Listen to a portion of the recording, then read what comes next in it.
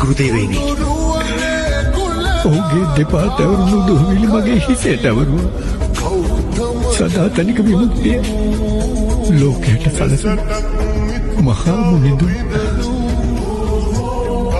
ඒ මහා යුග පුරුෂයන් නික්මී යන්නේ යුග යුගාන්තර ගණනකට පසු මේ පොළොව මත පහළ වූ උත්තරේ තරම මනුෂ්‍යරත්නය.